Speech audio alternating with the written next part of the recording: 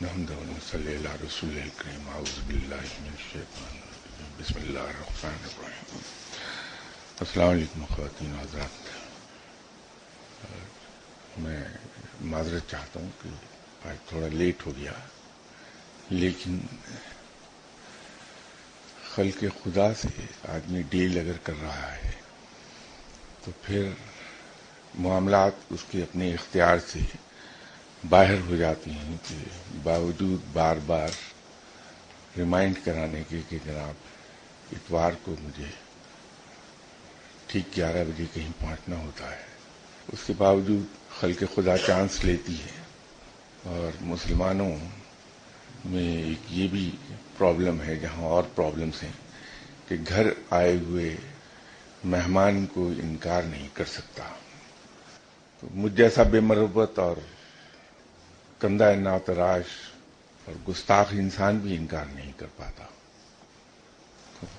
N آخری لمحے پر کچھ لوگ بغیر اطلاع کے آ گئے تھے ملنے، اور انہیں کھڑے کھڑے ڈسپوز آف کرتے کرتے بھی میرے 15 منٹ گزر گئے. میں اس کے لیے معافی چاہتا ہوں، آپ کو انتظار کرنا پڑا. خلق خدا سے ڈیل کرنے سے ایک ذہن ایک طرف اور چلا گیا. یہ ہے کہ ہم لوگ معلوم نہیں کیوں اور کس طرح کب یہ سمجھ بیٹھے کہ دعا ہی سب کچھ ہے. ہم سبھی قرآن پاک کو کثرت سے پڑھتے ہیں، ریگولرلی پڑھتے ہیں. اس سے جو نتائج اخذ ہوتے ہیں وہ میرے نزدیک تو یہ ہے کہ تمام کا تمام قرآن ایک ہی بات کی طرف انسان کو بلاتا ہے، اور وہ ہے کہ ہر کام میں جد و جہد اور محنت، اور پھر اللہ سے دعا. لیکن ہماری زندگیوں میں کچھ ایسی تبدیلی آئی ہے کہ ہم یہ سمجھے ہیں کہ ہر چیز دعا ہے، اور عملی جد و جہد اگر کہیں بالکل ہی مجبوری ہو جائے تو ہم کچھ تھوڑی سی محنت کر لیں. اسی طرح ہم نے جو عملی جد و جہد ہے اس کا سبسٹیٹیوٹ ایک اور نکالا ہم نے، اور وہ ہیں وظائف، تسبیحات. یہ ہمیں بے عملی کی طرف لے گئی ہیں یہ باتیں، اور کاہل لوگ، بے عمل لوگ، محنت سے عاری لوگ رب تعالیٰ کو پسند نہیں آتے. اللہ صرف ان لوگوں کو پسند کرتا ہے جو مجاہدین کی طرح ہر وقت محنت اور جد و جہد کے لیے کمر کس کے رکھتے ہیں. اس لیے شاید ہماری زندگی میں ناکامیاں زیادہ ہونا شروع ہو گئی ہیں. ایک اور افسوسناک چیز سامنے آتی ہے، جو لوگ دعا کے لیے تشریف لاتے ہیں ان سے جب بات چیت ہوتی ہے، جب کسی بھی انسان سے یہ کہا جاتا ہے کہ آپ قرآن پاک کی تلاوت کثرت سے کیجیے، تو حیران کن طریقے پر ہر آدمی کی زبان سے ایک ہی جواب آتا ہے کہ نہیں وہ تو ٹھیک ہے، لیکن وظیفہ تو بتائیے آپ. گرچہ وہ ان الفاظ میں کہتے نہیں، لیکن اس کا مطلب یہی ہوتا ہے کہ وہ قرآن پاک تو چھوڑیے آپ جو کچھ ہے، لیکن وظیفہ بتا دیجیے. یہ بہت ہی عصبیت کی بات ہے کہ ہم قرآن پاک کو تو یہ کہہ دیں کہ وہ تو ٹھیک ہے، وہ کر لیں گے، لیکن آپ وظیفہ بتائیے. یہ باتیں مجھے معلوم ہے کہ تلخ ہیں اور ہر انسان کو بری لگتی ہیں یہ باتیں، لیکن عملی طور پر یہی ایک تجربہ ہوتا ہے لوگوں سے ملنے کے بعد. بھائیو، قرآن پاک بہت عظیم چیز ہے. جتنے بھی وظائف ہیں وہ کوئی اگر مسلمان وظائف پڑھنے کو آپ کو دے گا تو وہ قرآن پاک ہی سے ہوں گے.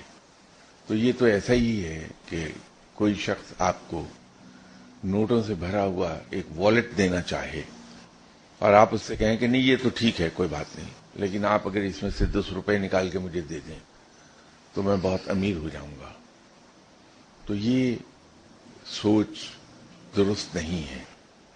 قرآن پاک کی فضیلت میں نے یہاں پہلے بھی 2-3 بار عرض کی کہ اتنی ہے کہ جب حضرت امام احمد بن حنبل نے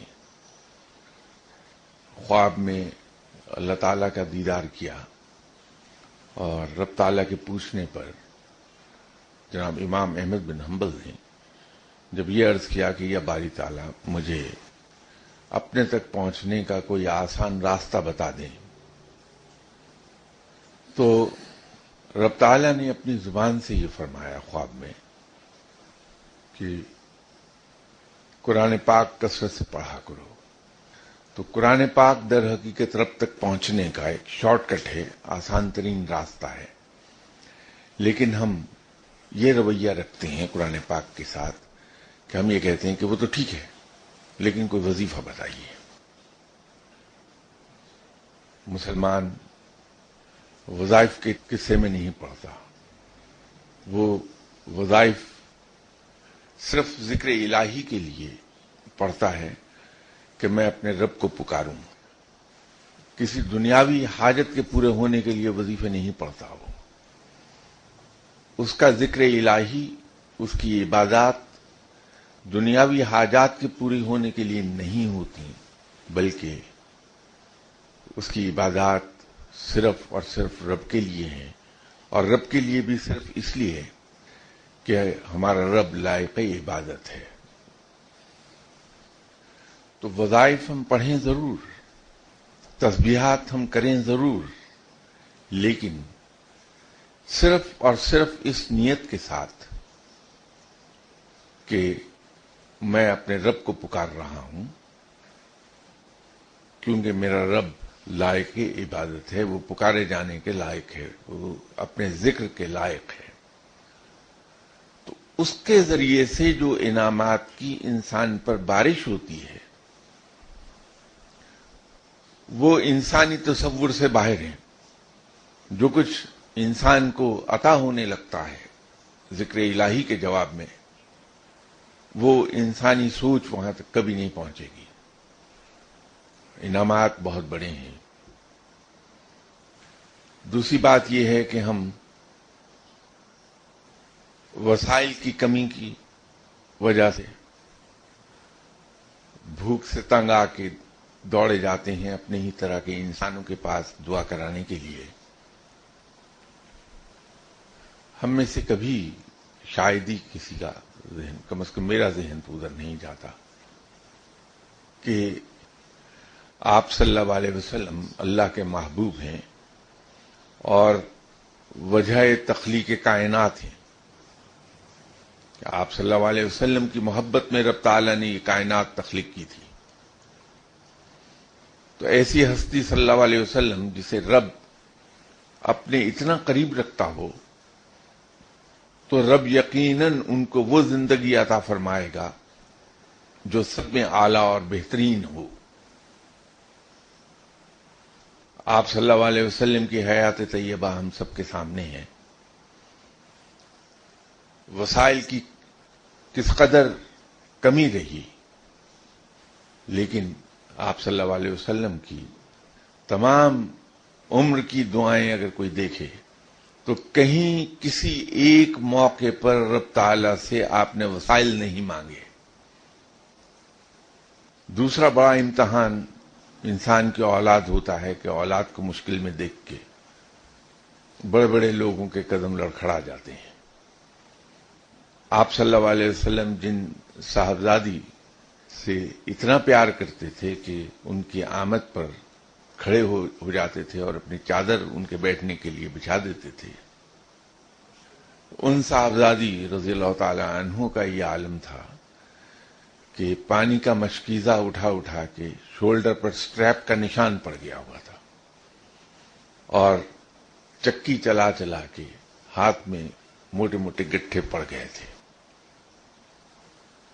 لیکن کسی ایک موقع پر رب تعالیٰ کے حضور آپ صلی اللہ علیہ وسلم نے ایسی عزیز صاحبزادی کے لیے دعا نہیں کی. ہم آپ صلی اللہ علیہ وسلم کی امت ہیں، ان کے امتی ہیں ہم سب الحمدللہ. تو ہم کیوں وسائل کی کمی سے گھبرائیں یا زندگی میں مصائب سے گھبرا جائیں؟ اسی طرح ایک اور عجیب چیز ہے کہ رب تعالیٰ نے جیسے سورہ یاسین میں بھی فرمایا کہ میں نے ہر چیز کے جوڑے پیدا کیے ہیں، اسی طرح انسانی زندگی عبارت ہے جوڑوں کے ذریعے سے. کہ اگر ہماری زندگی میں سکھ ہے تو دکھ بھی ہے، خوشحالی ہے تو تنگ دستی ہے، بیماری ہے تو تندرستی بھی ہے، خوشی ہے تو غم بھی ہے. تو ہماری زندگی میں یہ دونوں چیزیں اکٹھی ہیں. رب تعالیٰ کیا ایسا نہیں کر سکتا تھا کہ ہماری زندگی میں صرف پازیٹو چیزیں رکھ دیتا اور نیگیٹو چیزیں نکال دیتا؟ یقیناً کر سکتا تھا، اس لیے کہ وہ مالک کل ہے، وہ قدرت والا ہے. اس نے ایسا نہیں کیا، بلکہ ہماری زندگی میں ایک رنگینی رکھنے کے لیے یہ دونوں چیزیں اکٹھی چلائی ہیں، پازیٹو اور نیگیٹو. ہم اپنے ہی جیسے انسان جو دعا کرتے ہیں ان کے پاس دوڑے جاتے ہیں کہ اللہ سے دعا کر دیں کہ ہماری زندگی سے یہ نیگیٹو چیزیں نکل جائیں، صرف پازیٹو چیزیں رہ جائیں، خوشحالی رہ جائے، تندرستی رہ جائے، خوشی رہ جائے، کام اس طرح سے ہوں جس طرح سے ہم چاہیں، کام اس وقت ہوں جب ہم چاہیں. تو کیا ہم یہ رب تعالیٰ کی کام میں انٹرفیئر نہیں کرتے؟ کر کے ہم غیر فطری زندگی کی خواہش کرنے لگتے ہیں. میرے نزدیک یہ غیر فطری زندگی ہے کہ اپنی زندگی سے وہ تمام چیزیں نکال دی جائیں جس سے ہم خوش نہیں ہوتے. تو دعائیں اس طرح نہ مانگیں. ہم آپ صلی اللہ علیہ وسلم نے دعا مانگی ہے، وہ ہمارے لیے نمونہ ہے کہ یا اللہ میری دنیا بھی اچھی کر دے اور میری آخرت بھی. بہترین دعا ہے. اور یہ دعا مانگتے ہوئے جو مصائب آئیں انسان پر، جو مشکلیں آئیں، ان کو من جانب اللہ سمجھ کے خوشی سے تسلیم کر لیں اور یہ سمجھ لیں انسان کے ایسی دکھ اور تکلیف پر ہائے ہائے کرنا اصل میں رب کا شکوہ بیان کرنا ہے. اور ہمیں سزاوار نہیں کہ ہم رب کا شکوہ کریں. یہ زندگی رب کی عطا کردہ ہے، اسی طرح ہے، اس کو اسی طرح تسلیم کر لیا جائے اور اپنا فرض ہم پورا کرتے رہیں کہ محنت اور جد و جہد کرتے چلے جائیں. اس کے جواب میں اللہ تعالیٰ کی طرف سے کیا عطا ہوتا ہے وہ ہمارے مالک اور آقا کی مرضی ہے، جو چاہے عطا کر دے. 2-4 روز پہلے میرے ریزیڈینشل ایڈریس پر ایک لیٹر مجھے موصول ہوا تھا کسی صاحب کی طرف سے. غالباً 2 سنڈیز پہلے یہاں ایک گفتگو کے دوران میں نے ایک قصہ سنایا تھا کہ ایک بار میں نے اپنے شیخ، اللہ تعالیٰ ان کے درجات بلند فرمائے، ان کی موجودگی میں ایک جملہ ادا کر دیا تھا کہ صاحب آج گرمی بہت ہے. تو مجھے ڈانٹ پڑی تھی کہ تمہیں یہ حق کس نے دیا کہ تم اپنے آقا پر انگلی اٹھاؤ. اس پر انہوں نے یہ کہا کہ صاحب کیا یہ بات انسانی جبلت کے خلاف نہیں ہے؟ تو اس سلسلے میں انہوں نے ایک قصہ بیان کیا ہے. میں صحابی کا نام تو اس وقت میرے ذہن سے نکل رہا ہے کہ ایک بار جمعے کی نماز کے دوران واز ہو رہا تھا. اس پہ ان صحابی نے آپ صلی اللہ علیہ وسلم کی خدمت میں عرض کیا کہ یا رسول اللہ صلی اللہ علیہ وسلم، خشک سالی کی وجہ سے ہمارے جانور مر رہے ہیں. تو آپ صلی اللہ علیہ وسلم نے وہیں منبر پر کھڑے کھڑے دعا اللہ کے حضور کی بارش کے لیے، تو اگلے ہی لمحے زوروں کی بارش ہونے لگی تھی۔ پھر 2-4 روز کے بعد وہی صحابی ملے اور آپ صلی اللہ علیہ وسلم سے پھر عرض کیا کہ یا رسول اللہ صلی اللہ علیہ وسلم، اب بارش کی زیادتی کی وجہ سے ہمارے مویشی مر رہے ہیں۔ تو آپ صلی اللہ علیہ وسلم نے اسی وقت دعا فرمائی کہ یا اللہ، یہ تیرے بادل مدینہ میں نہ برسیں بلکہ مدینہ کے ارد گرد برسیں۔ تو یہ کوٹ کر کے انہوں نے کہا کہ اگر گرمی کی شکایت کی تو اس میں برا کیا ہے۔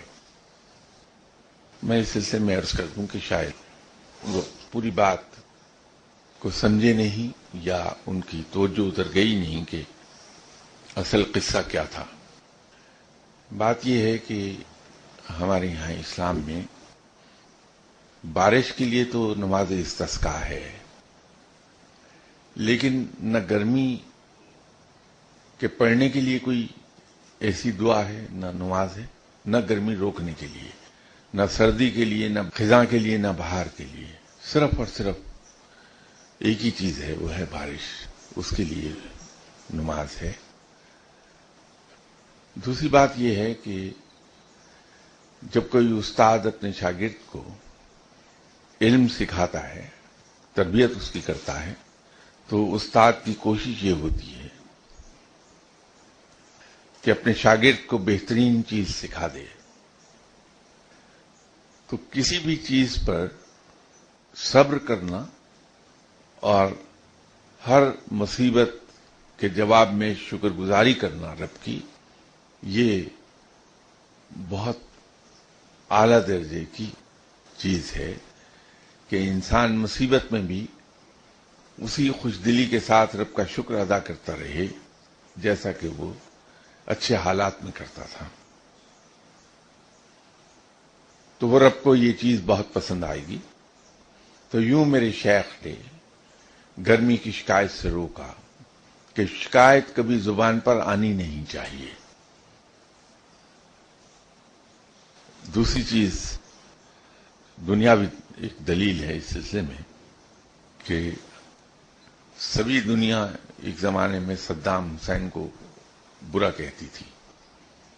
جب اسے کورٹ نے پھانسی کی سزا دی تو پھانسی پانے کے بعد سے ساری دنیا اس کی تعریف کرتی ہے، بہادری کی، صرف اس لیے کہ وہ سوئے دار چلا تو بہت دلیری کے ساتھ چلا، ہنستا کھیلتا لطیفے دوسروں کو سناتا ہوا پھانسی گھر کی طرف چلا گیا، اور اس نے پھانسی کا پھندا خود اپنے ہاتھوں سے گلے میں ڈالا۔ تو ہم یہ کہتے ہیں کہ بڑا بہادر آدمی تھا کہ وہ پھانسی ہنسی خوشی چڑھ گیا۔ تو جو شخص مصائب کو اور شدائد کو ہنسی خوشی برداشت کر جاتا ہے تو وہ اللہ کی نظروں میں بھی قابل ستائش ٹھہرتا ہے اور دنیا کی بھی۔ تو ہم اس سطح پر کیوں نہ جائیں جہاں ہم قابل ستائش ہو جائیں، رب کے نزدیک بھی اور دنیا کے نزدیک بھی، اور وہ یہی ہے کہ کسی قسم کے بھی حالات میں ہم زبان پر شکایت نہ لائیں، شکوہ نہ لائیں۔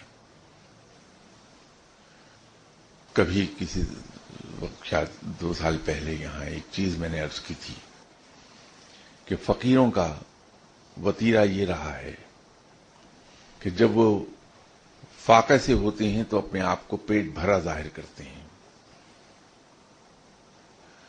جب وہ مصیبت میں ہوتے ہیں تو اپنے آپ کو راحت میں ظاہر کرتے ہیں، جب وہ غمگین ہوتے ہیں تو اپنے آپ کو خوش ظاہر کرتے ہیں۔ یہ فقیروں کا وتیرہ ہے کہ شکر گزاری اسی کا نام ہے۔ اب یہ سن کے کوئی صاحب یہ نہ کہہ دیں کہ یہ تو منافقت ہے کہ انسان غمگین ہو اور اپنے آپ کو خوش ظاہر کرے۔ ایسا نہیں ہے، منافقت کچھ اور ہے، اور اپنے دکھوں کو چھپا لینا کچھ اور ہے۔ فقیر کے نزدیک زندگی اسی سے عبارت ہے کہ وہ یوں سمجھے کہ زندگی کے دکھ اور غم صرف اور صرف میرے ہیں، ان کو کوئی دوسرا شیئر نہیں کر سکتا میرے ساتھ، لیکن میری زندگی کی خوشیاں میری نہیں دوسروں کی ہیں، کوئی لوٹ کر لے جائے۔ تو فقیر کی زندگی یہ ہے، اور فقیر اسی لیے ولی اللہ کہلاتے ہیں کہ جب وہ اس مقام پر آ جاتے ہیں کہ وہ اپنے دکھوں کو کچھ اس طرح اپنے اندر سمیٹتے ہیں کہ کسی پر ظاہر نہیں ہونے دیتے، تاکہ دوسرا کوئی ان کے دکھوں کو شیئر نہ کر لے، اور اپنی خوشیاں دوسروں پہ لٹا دیتے ہیں، خود خالی ہاتھ بیٹھتے ہیں، تو وہ اللہ کے شکر گزار بندوں میں شامل ہو جاتے ہیں۔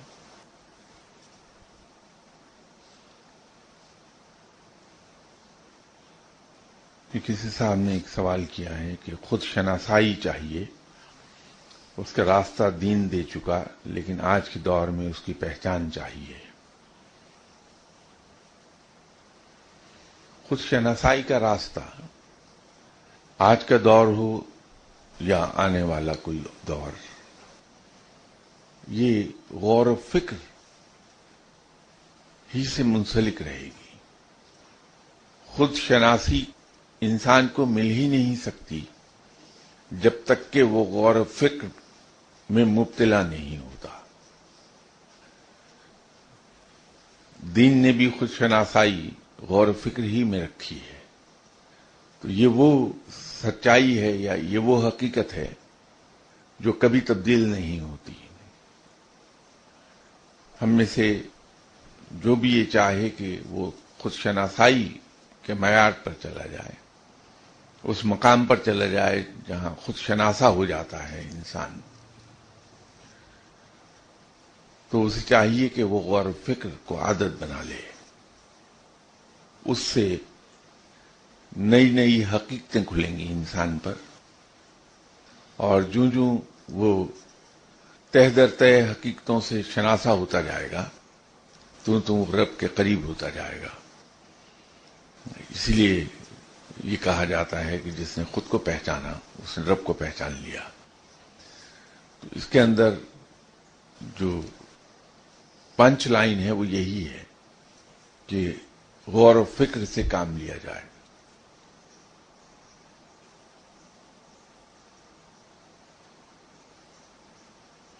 ایک اور کسی صاحب کا سوال ہے کہ دنیاوی کتب کی طرح قرآن پاک میں مختلف مضامین باقاعدہ طور پر عنوانات کے تحت بیان نہیں کیے گئے، بلکہ مختلف مواقع پر ایک ہی مضمون کو بیان کیا گیا ہے۔ دنیاوی کتب کی طرح قرآن حکیم کے مضامین میں بظاہر ربط نظر نہیں آتا۔ قرآن حکیم کے اس انداز تصنیف پر روشنی ڈالیے۔ اس میں ربط ہے اور بڑا گہرا ربط ہے۔ یہ جو ہمیں نظر آتا ہے کہ اس کی ترتیب اس طرح سے نہیں ہے کہ پہلے ایک مضمون کو ختم کر کے پھر دوسرے مضمون پر جائے آدمی، اس کی بنیادی وجہ یہ ہے کہ اس کی ترتیب نزولی کچھ اور تھی، وہ ترتیب جس سے یہ نازل ہوا وہ کچھ اور تھا، کہ مختلف مواقع جب آئے اور مختلف سچویشنز آپ صلی اللہ علیہ وسلم نے فیس کی تو اللہ تعالیٰ نے اس موقع کی مناسبت سے وہی بھیج دی اور وہ وہی ریکارڈ ہو گئی۔ تو وہ ترتیب نزولی ہے کہ جس ترتیب میں آیات نازل ہوتی رہی ہیں، ان آیات کو اگر اسی ترتیب میں لکھ دیا جائے تو وہ ترتیب نزولی ہے۔ اور انسانی زندگی میں یہ ضروری نہیں ہے کہ اگر اس کا واسطہ ایک سچویشن سے صبح پڑا تو رات تک وہی سچویشن بار بار اس کے سامنے آتی رہے گی، بلکہ متنوع ہے انسان کی زندگی۔ تو اس سچویشن کو فیس کرنے کے لیے یا اس سچویشن پر آپ صلی اللہ علیہ وسلم کو ایجوکیٹ کرنے کے لیے وہی نازل ہوتی رہی ہے، اور وہ ہر موقع دوسرے سے مختلف رہا. مثلا اگر کھانے سے ایک سچویشن ایسی ہے جس میں کھانے کے آداب انوالو ہیں، تو وہ جو وہی نازل ہوئی کھانے کے آداب پر ہوئی. کسی جگہ یہ سچویشن اگر آ گئی اگلے ہی لمحے کہ گھوڑے کا گوشت کھایا جائے یا نہ کھایا جائے، تو اس پر جو وہی نازل ہوئی وہ اب پہلے سے مختلف ہو گئی. کہیں اگلے ہی لمحے کوئی معاہدہ سائن کرنا ہے آپ صلی اللہ علیہ وسلم نے، تو اس موقع پر جو وہی نازل ہوئی وہ معاہدوں کو کیسے ٹیکل کیا جائے، اس کی پابندی کہاں تک کی جائے، اس پر وہی نازل ہو گئی. تو ہر لمحے ہر سچویشن پر جو وہی نازل ہوئی وہ پہلے مضمون سے مختلف تھی. تو ترتیب نزولی جو ہے وہ اس طرح کی ہو گئی کہ ایک مضمون اس وقت ہے، اس کے تھوڑی دیر کے بعد بالکل مختلف مضمون آ گیا سامنے، اس کے اگلی وہی کسی اور مضمون سے متعلق آ گئی. تو یوں وہ ترتیب نزولی میں وہ ترتیب نہ رہی جس سے ہم واقف ہیں دنیاوی کتب میں. بعد میں پھر اس کو جب قرآن پاک کو ترتیب دیا گیا تو وہ ترتیب دیا گیا پھر ایک اور ترتیب کے تحت، اس لیے اسے ترتیب کتابی کہتے ہیں کہ جس ترتیب میں اسے قرآن کو ایک کتاب کی شکل دے دی گئی وہ ترتیب کتابی بعد میں کہلائی. اس کے اندر یہ کیا گیا کہ خلاصہ قرآن پاک کا، جست قرآن پاک کی، وہ پہلے 2.5 سپاروں میں سورہ بقرہ کی صورت میں دے دی گئی. اب سورہ بقرہ کے اندر تمام مضامین کو ٹچ کیا گیا ہے، اور باقی جو 27.5 سپارے ہیں ان کے اندر ان احکامات کی تفصیل ہے، اس کی تشریح ہے باقی 27.5 سپاروں میں. تو پہلے 2.5 سپاروں میں احکامات ہیں. اس کی ایک بار میں نے مثال دی تھی کہ اس کی مثال یوں ہی ہے کہ پہلے 2.5 سپارے اصل میں کانسٹیٹیوشن ہے اسلام کا، اور 27.5 سپارے اس کانسٹیٹیوشن کی تشریح ہیں. تو یوں ہمیں لگتا ہے کہ شاید اس کے اندر ربط نہیں، ربط ہے، پورا ہے، صرف وہ ترتیب دینے کی وجہ سے آگے پیچھے کرنا پڑا ہے چیزوں کو، تو اس کی وجہ سے یہ ہمیں دکھائی دیتا ہے، ورنہ ربط پورا ہے اس کے اندر.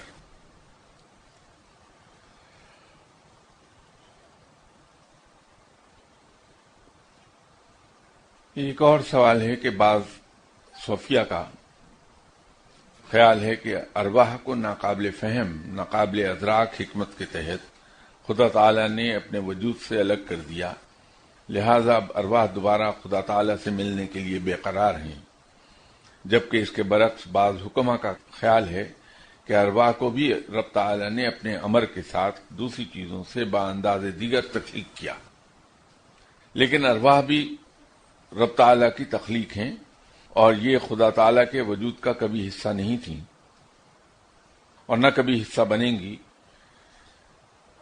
اس کی تفصیل کے لیے کہا ہے مجھے کہ اس کی تفصیل آپ بتائیے.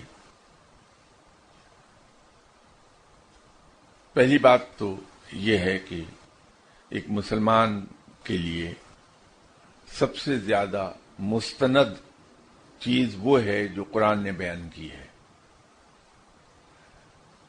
اس کے بعد جو چیز حدیث میں بیان کی گئی ہے وہ مسلمان کے لیے سب سے زیادہ مستند ہے. اور پھر تیسرے مقام پر جو چیز سنت سے ثابت ہے وہ مسلمان کے لیے سب سے زیادہ مستند ہے. اور اس کے بعد صحابہ کرام کا فرمایا ہوا، اولیاء کرام کا فرمایا ہوا.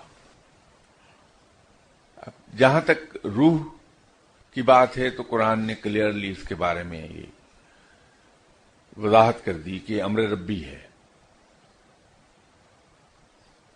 تو اس کے بعد پھر کوئی کیا کہتا ہے اس سے ہمارے ایمان میں فرق نہیں آنا چاہیے، ہماری انڈرسٹینڈنگ میں کوئی فرق نہیں آنا چاہیے کہ ایک فیصلہ قرآن نے کر دیا کہ یہ امر ربی ہے، آپ صلی اللہ علیہ وسلم نے فرما دیا کہ یہ امر ربی ہے، اسے ڈسکس نہ کرو،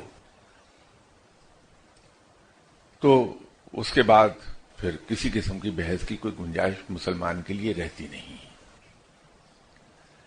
اب سوال یہ آیا کہ یہ تو مسلمانوں کے لیے ہے کہ قرآن کا بیان کیا ہوا حرف آخر ہے، حدیث کی کہی ہوئی بات حرف آخر ہے، آپ صلی اللہ علیہ وسلم کی سنت مبارکہ سے ثابت ہونے والی بات حرف آخر ہے، لیکن غیر مسلم اس بات کو اس طرح سے نہیں مانیں گے جس طرح سے ہم بحیثیت مسلمان مانتے ہیں۔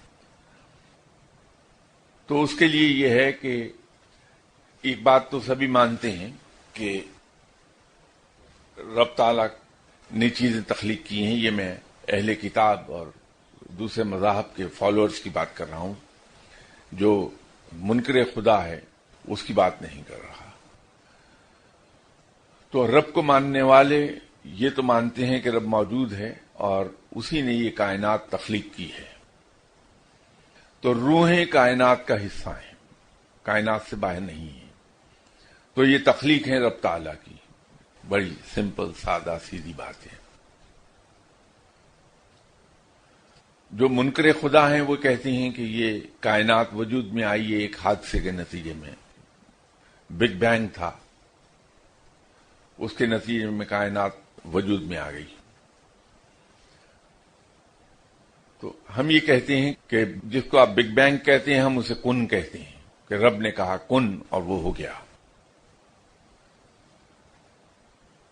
باقی رہ گئی یہ بات کہ روح کیسے وجود میں آئی، یہ یہاں ایک گفتگو کے دوران میں نے عرض کیا تھا کہ رب تعالی نے اپنے نور سے دو حصے لیے، جس میں ایک حصہ نور المومنین کہلایا، اور اس نور سے رب تعالی نے پیغمبروں کی روحیں تخلیق کی، اور دوسرا حصہ جو اللہ نے اپنے نور سے لیا وہ نور العالمین کہلایا، اور اس سے رب تعالی نے عام انسانوں کی روحیں تخلیق کی۔ اب وہ روحیں چونکہ رب نے تخلیق کی ہیں تو خالق تو ان روحوں کا بھی رب ہی ہے۔ اور یہ جو ان صاحب نے یہ کہا کہ روحیں بے چین رہتی ہیں رب کا حصہ دوبارہ بننے کے لیے، تو اس سلسلے میں عرض یہ ہے کہ جب روحیں تخلیق کی گئیں، انسان کی روح کو تخلیق کیا گیا تو اسے چھٹے آسمان پر اتارا گیا اور وہاں پہ اسے نور سے غسل دوبارہ دیا گیا، اور اس غسل کے بعد روح دی پاسٹ سول کہلائی۔ یہ میں پہلے بھی 2-3 بار بیان کر چکا ہوں۔ روح پاکیزہ کہہ لیجئے اسے، دی پاسٹ سول، اور پھر اسے تیسرے آسمان پر اتارا گیا اور وہاں ایک بار پھر نور میں غسل دیا گیا۔ اس غسل کے بعد اس روح کا نام دی موونگ سول ہو گیا، روح متحرکہ، اور اس کے بعد انہیں عالم ارواح میں بھیج دیا گیا ان روحوں کو۔ جب زمین پر کسی روح سے متعلقہ جسم تخلیق ہو جاتا ہے تو فرشتے کو حکم ملتا ہے کہ یہ روح اس متعلقہ جسم میں داخل کر دو، اور روح کو جو اذن روانگی ملتا ہے اس اذن کے جاری ہوتے وقت روح کو ایک ہی کام دیا جاتا ہے کہ تم اپنے خالق کی طرف رجوع رکھنا جب دنیا میں جاؤ۔ تو جب تک روح دنیا میں رہتی ہے وہ اپنے خالق کی طرف رجوع رکھتی ہے، ادھر متوجہ رہتی ہے۔ تو اس کو صوفیہ کرام نے کچھ نے اپنے آسان لفظوں میں یہ کہہ دیا کہ وہ بے چین رہتی ہے رب سے ملنے کے لیے، اس لیے کہ فقیر بہت بے چین ہوتا ہے اپنے دوست سے ملنے کے لیے، اس کو موت کا انتظار ہوتا ہے۔ میری طرح کے لوگ موت سے خوفزدہ ہوتے ہیں کہ میں دنیا چھوڑ جاؤں گا تو میرے بچے، میرے رشتہ دار، میرا مال و زر، اس کا کیا ہوگا؟ لیکن فقیر بے چین ہوتا ہے اپنے دوست سے ملاقات کے لیے، تو اپنے اس جذبے کو جس میں وہ رب تعالیٰ سے ملاقات کے لیے بے چین ہے کہ میری دوست سے ملاقات ہو جائے، اس کو اس نے ان الفاظ میں آسان میں لفظوں میں بیان کر دیا۔ کیونکہ ہوا یہ کہ عام طور پر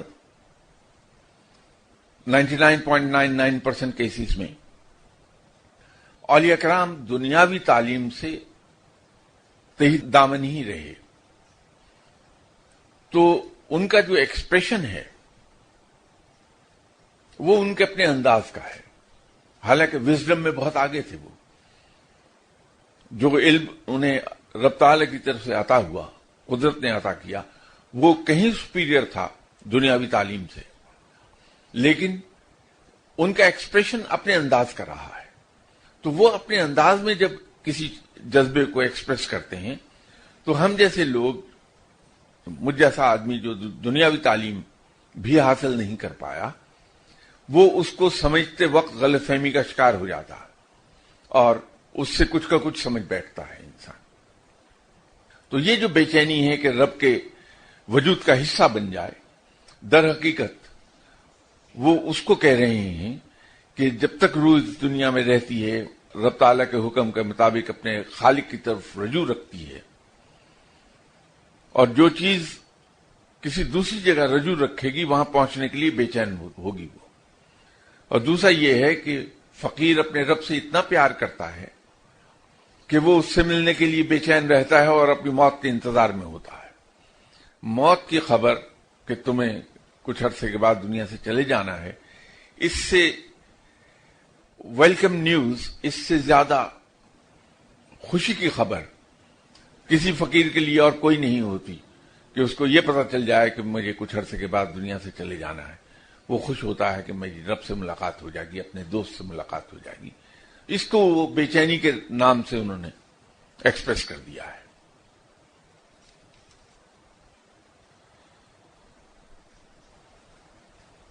یہ ایک سوال ہے کہ صدقہ، اس کا طریقہ کار کیا ہے اور اس کا حجم، اور آگے ایک لفظ میں اسے پڑھ نہیں پا رہا جو لکھا ہے، جان یعنی کسی حلال جانور کی صورت کہا ہے. آپ مسلمان کے طریقے سے صدقہ دیجئے. ہم صرف نیت کرتے ہیں دل میں کہ یہ چیز جو میں کسی دوسرے کو دے رہا ہوں یہ صدقہ ہے. اس میں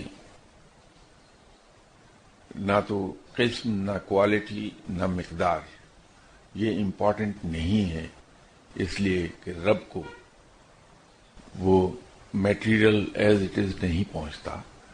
رب تو صرف نیتوں کے حال دیکھتا ہے کہ آپ کی نیت کیا ہے.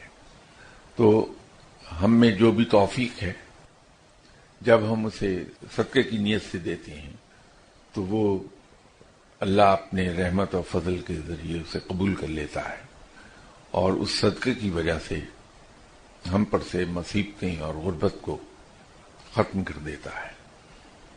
حضرت علی کرم اللہ وجہہ نے ایک بار فرمایا تھا کہ مفلسی اور مصیبت کا مقابلہ صدقہ و خیرات سے کرو.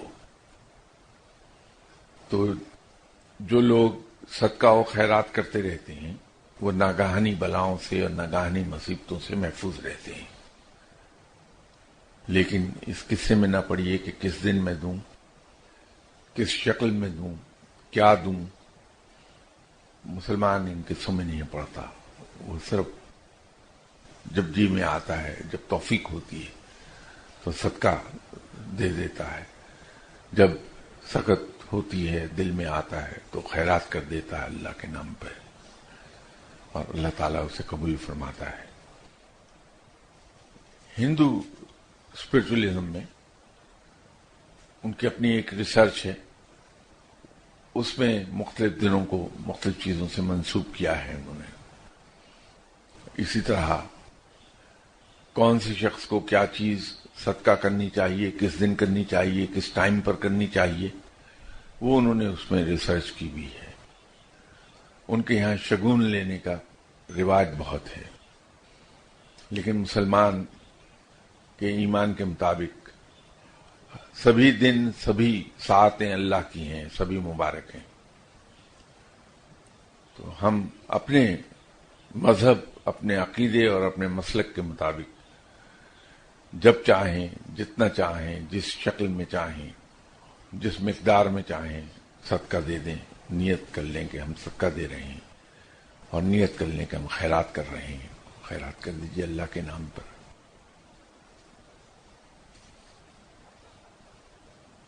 کسی صاحب نے سوال پوچھا ہے کہ کیا بی بی صاحبہ رضی اللہ تعالیٰ عنہ اور حضرت امام حسن و حسین رضی اللہ تعالیٰ عنہ کے لیے نفل پڑھے جا سکتے ہیں؟ بالکل، برائے ایصال ثواب اللہ کے لیے نفل پڑھیے، نفل اللہ کے لیے ادا کیجیے، برائے ایصال ثواب بی بی صاحبہ اور جناب امام حسن حسین رضی اللہ تعالیٰ عنہ، ان کے لیے، دیگر اہل بیت کے لیے، آپ صلی اللہ علیہ وسلم کے لیے برائے ایصال ثواب ضرور نوافل پڑھیے۔ اللہ تعالیٰ ہمیں توفیق بخشے، بڑا نیک کام ہے۔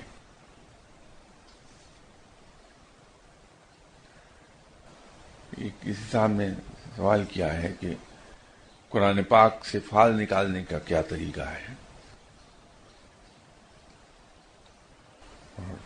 یہاں کی کسی پرانی نشست کا حوالہ دیا ہے کہ ایک پچھلی نشست میں حضرت امام حسین رضی اللہ تعالی عنہ کی شہادت کا ذکر کیا کہ ان کو فجر کے وقت پتہ چل گیا تھا کہ مجھے شہید کر دیا جائے گا۔ اب یہ فجر کے وقت کا مجھے نہیں معلوم کہاں سے امپریشن ابھرا ہے۔ یہ ضرور ہے کہ جب حضرت امام حسین رضی اللہ تعالی عنہ اہل کوفہ کی دعوت پر کوفہ کی طرف روانہ ہوئے تھے تو حضرت امام حسین رضی اللہ تعالی عنہ نے یہ چاہا تھا کہ پہلے عمرہ کر لیں، تو آپ تشریف لے گئے تھے عمرے کے لیے۔ تو وہاں بھی خطوط آئے اہل کوفہ کے، تو کوفہ کی طرف روانگی سے پہلے، مکہ سے روانہ ہونے سے پہلے، حضرت امام حسین رضی اللہ تعالی عنہ نے ایک روایت کے مطابق قرآن پاک سے فال نکالی تھی 3 مرتبہ، اور تینوں مرتبہ لفظ شہادت آیا تھا۔ یہ روایت ہے۔ فال نکالنے کے کئی ایک طریقے مستعمل ہے۔ جو طریقہ مجھے پتا ہے وہ یہ ہے کہ آپ وضو کر کے 2 نفل نماز پڑھ کے دل میں درود شریف پڑھتے ہوئے قرآن پاک کو ایٹرنڈم اس کو کھولیے، ایسے جہاں سے بھی وہ کھل جائے، تو لیفٹ سائڈ کا جو صفحہ ہے اس کو نمبر 1 تسلیم کیجئے، اور پھر صفحے کے اندر، ورق نہیں، صفحے، جو 7th پیج ہے، پھر عرض کر رہا ہوں 7th لیف نہیں، 7th پیج، اس میں 7ویں لائن میں 7واں حرف، اس کا ترجمہ دیکھ لیجئے۔ یہ ایک طریقہ مجھے پتا ہے، آپ اسی پہ عمل کر لیجئے، تو انشاءاللہ تعالی اگلی اتوار بشرط زندگی آپ سے ملاقات ہوگی۔ السلام علیکم۔